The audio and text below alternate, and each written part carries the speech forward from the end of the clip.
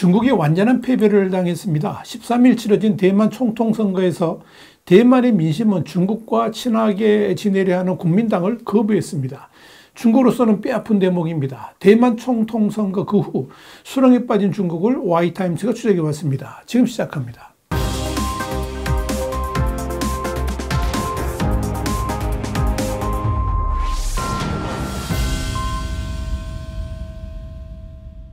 대만의 연합본은 14일 전날 치러진 총통선거에서 집권민주진보당 그러니까 민진당 라이칭더 총통 샤오메이친 부총통 후보가 558만 6,019표 40.05%의 득표율로 33.49%의 득표율을 보인 국민당 허위위 총통 그리고 샤오샤오캉 부총통 후보를 누르고 당선되었다 이렇게 보도했습니다.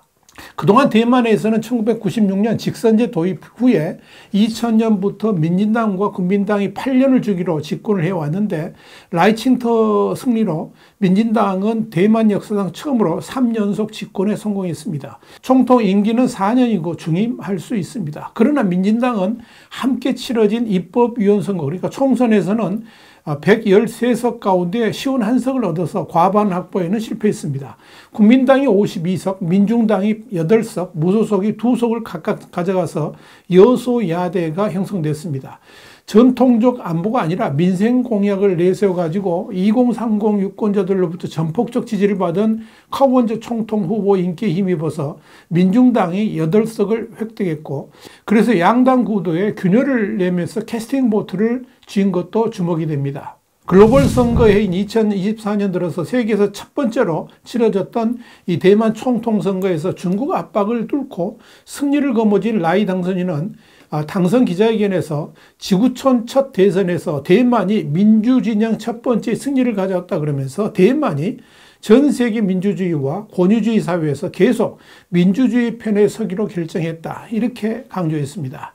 미국 정치 전문 매체인 팔리티코는 이번 선거는 2024년 첫 번째의 지정학적 분수령이 될 것이며 미국과 중국의 영내 영향력을 둘러싼 싸움이 이어질 것이다 이렇게 전망했습니다. 영국의 BBC는 라이칭더의 승리는 중국의 압박의 효과가 없다는 것을 보여준 것이다 이렇게 말하면서 대부분 사람들은 민진당을 뽑으면 전쟁을 치르게 된다는 주장에 흔들리지 않았다 이렇게 지적했습니다.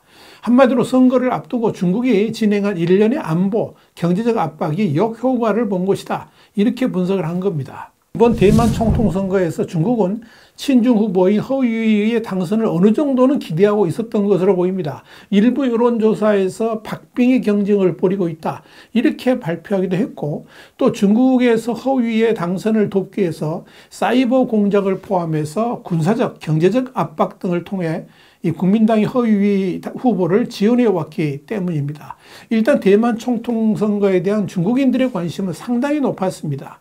AFP 통신은 13일 중국 대표 소셜미디어 웨이보가 이날 대만 선거 관련 주제가 1억 6,320만 회 조회수를 기록하면서 최고 화제 중 하나로 떠오르자 해당 해시태그를 차단 처리했다 그러면서 오전에 대만 선거 관련 해시태그는 사라졌지만 여전히 웨이보 이용자들은 대만 지역 등의 해시태그를 활용하면서 관련 주제의 게시글을 볼 수 있다 이렇게 전했습니다.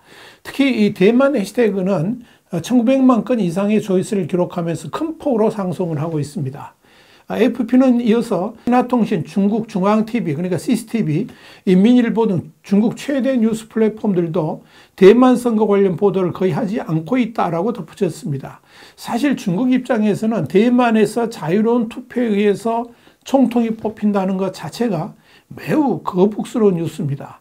여기에 대만을 중국 영토의 일부라고 주장하면서 대만을 향해 온갖 압박과 위협을 가해왔으면서도 대만인들의 선택을 친중으로 바꾸는데 실패했다는 것은 중국 인민들에게도 엄청난 패배감과 충격을 줄 수 있습니다. 한마디로 천하의 시진핑도 제 마음대로 할 수 없는 부분이 있다는 것을 깨우쳐준다는 것 자체가 중국 공산당에게는 충격적이기 때문에 그렇습니다. 이런 차원에서 중국의 대만 담당 기구인 공무원 대만 사무판공실 천민화 대변인은 이날 이번 대만 지역의 두 선거 그러니까 대만의 대선과 총선을 말하는 것 이 두 선거 결과는 민진당이 그러니까 대만 안의 주류 민의를 대표하지 못했다는 점을 보여준다.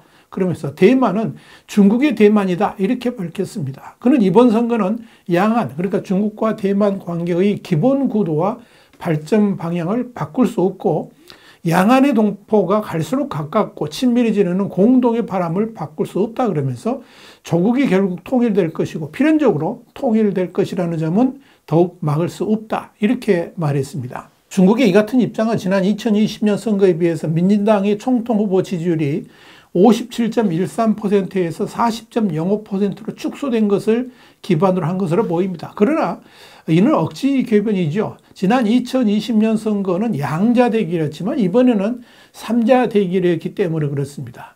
천 대변인의 이날 논평은 중국 관영 매체에서 찾아보기 쉽지 않습니다. 보이지 않는 곳에 꼭꼭 숨겨두었기 때문입니다. 바이두 등 포털 사이트에서도 대만을 검색해도 천 대변인의 논평만 확인될 뿐 대만 선거 결과 관련 내용은 찾아볼 수가 없습니다. 그만큼 중국 당국도 이 대만 선거에 대해서 민감하게 반응하고 있다는 의미일 것입니다. 이런 중국 당국의 입장은 이번 총통 선거에서 친중 국민당 후보의 패배가 그만큼 뼈아프다는 것을 보여줍니다.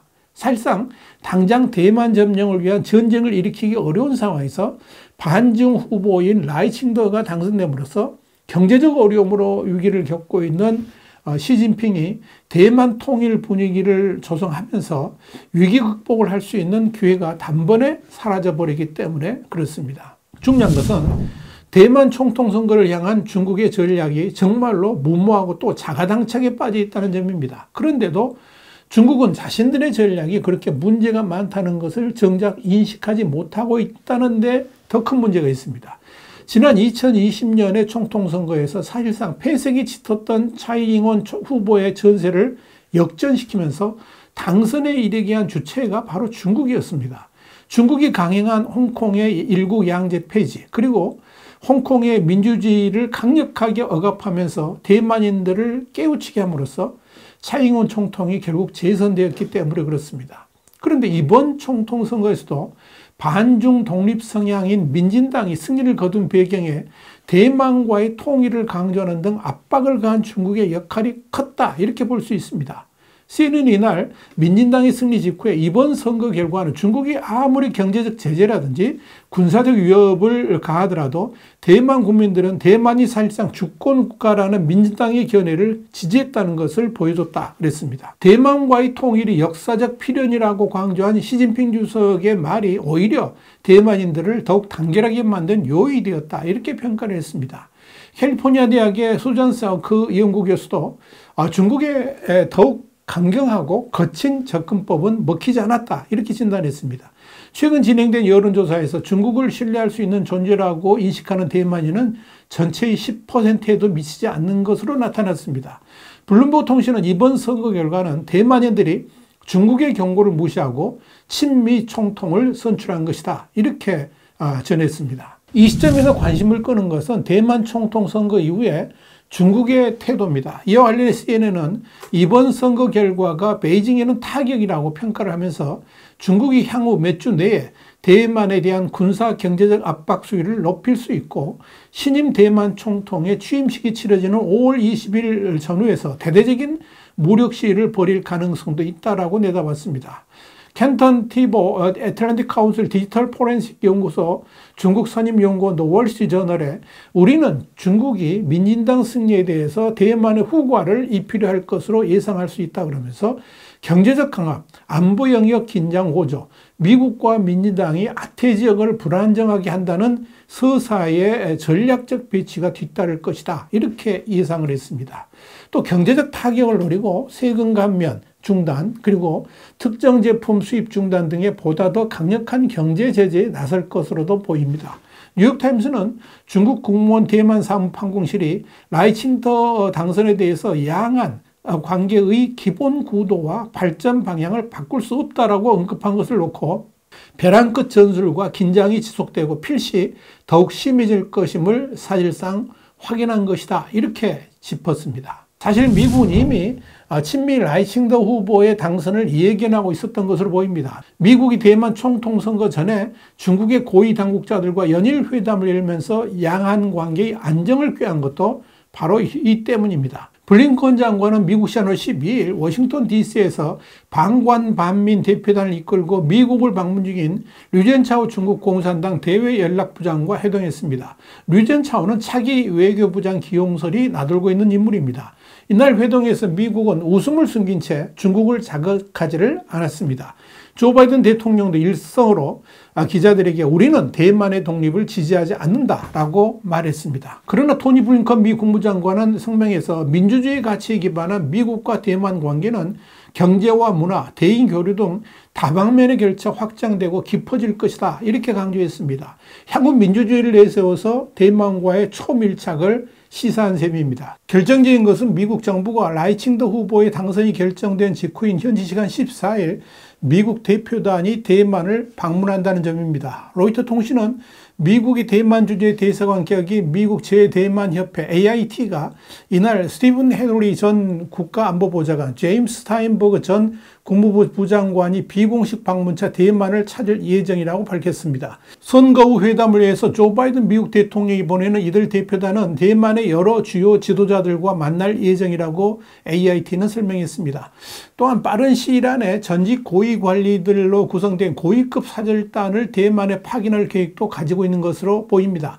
영국의 파이낸셜 타임스는 현지 시간 10일 집권 민주당과 공화당을 아우르는 이번 초당적 사절단에는 민주당 소속의 제임스 슈타인버그 전 국무부 차관과 공화당의 조지 W 부시 행정부에서 국가안보보좌관을 지낸 스티븐 헤들리가 임명됐다 그러면서 조 바이든 대통령은 집권 초반에도 중국의 압박에 처한 대만에 미국이 굳건히 지지하고 있다는 확신을 심어주기 위해서 전직 관리들로 이루어진 고위 사절단을 2차례 대만에 보낸 바 있다 이렇게 보도했습니다. 미국의 초당적 사절단이 대만을 방문한다는 것은 엄청난 의미가 있습니다. 바로 대만을 향한 미국의 굳건한 의지를 보여주는 것이고 또한 중국의 대만 위협에 대해서 미국이 결코 좌시하지 않겠다는 뜻을 과시하는 것이기 때문에 그렇습니다. 여기에 대해서 파이낸셜 타임스는 대만 총통선거 끝난 직후에 이런 고위급 사절단을 파견하는 것은 통상적이지 않은 것으로 중국 정부의 분노를 일으킬 수 있다라고 관측을 했습니다.